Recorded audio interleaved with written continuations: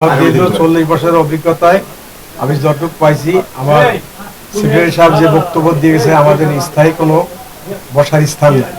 আমরা 195 জন সদস্য আছি, তার প্রত্যেকটা সদস্য আছে, তার অ্যাসিস্ট্যান্টরা আছে। আমরা এখানে একটা বিল্ডিংয়ের চতুর্পাশে বসি, যেখানে আমরা বিভিন্ন সময় ভাড়া দিচ্ছি, অ্যাডভান্সের টাকা দিচ্ছি। তাতে আমাদের বিভিন্ন সময় সম্মুখীন হতে হয়, মালিকিত্বে অনেক সময় প্রতিবন্ধক হয়, আমাদের হয়রানির শিকার হতে হয়। এই করে আমরা চাচ্ছি যে এক জায়গায় একটা আমরা স্থায়ী একটা সবার সহযোগিতা দিয়ে, সরকারের সহযোগিতা নিয়ে যদি আমরা একটা স্থায়ী একটা জায়গা পাই, সেখানে একটা ভবন করতে পারলে আমার সকল সদস্যগণ সেখানে একটা ছোট ছোট একটা রুম নিয়ে এক করতে বসতে পারবো। সকালে আমরা সাধারণত পেশাজীবী সংগঠন, আমরা সকাল 8টায় আছি, রাত 8টা-9টা পর্যন্ত একই জায়গায় থাকি। সবাই যদি আমরা একে অপরের সাথে দেখা করতে না পারি, তাহলে আন্তরিকতা বাড়ে না। এমনিভাবে আমরা একটা পরিকল্পনা নিচ্ছি যা আগামীতে যাতে একই ক্যাম্পাসে থাকলে সকাল বিকাল সকলের সাথে দেখা হবে, সুখ দুঃখের আমরা সঙ্গী হইতে পারবো।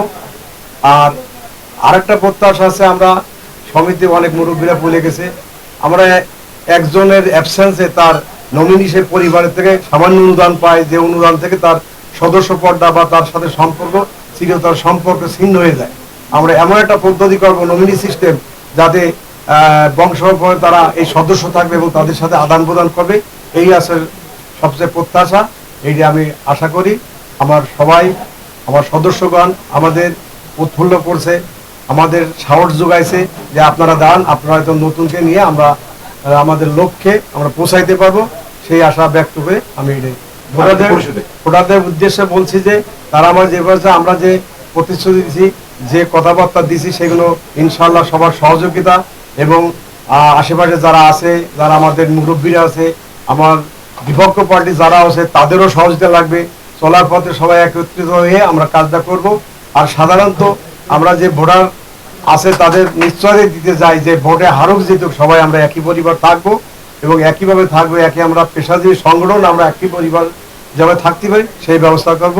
আর সবার ভোটের উদ্দেশ্য বলছি, আমরা 25 তারিখে নির্বাচনের সময় কেউ যেন উচ্ছৃঙ্খল না হয়, আইন শৃঙ্খলা অবনীতি না করি, আমরা শান্তিপূর্ণভাবে তাদের ভোটারকে প্রয়োগ করে আমাদের জয়যুক্ত করবে, এই প্রত্যাশা রেখে আমি সবার কাছে আহ্বান জানাচ্ছি যে আমাদের যেন ভোট দিয়ে আমির পরিষদ যেন আমাদের জয়যুক্ত। সকলের দোয়া করে।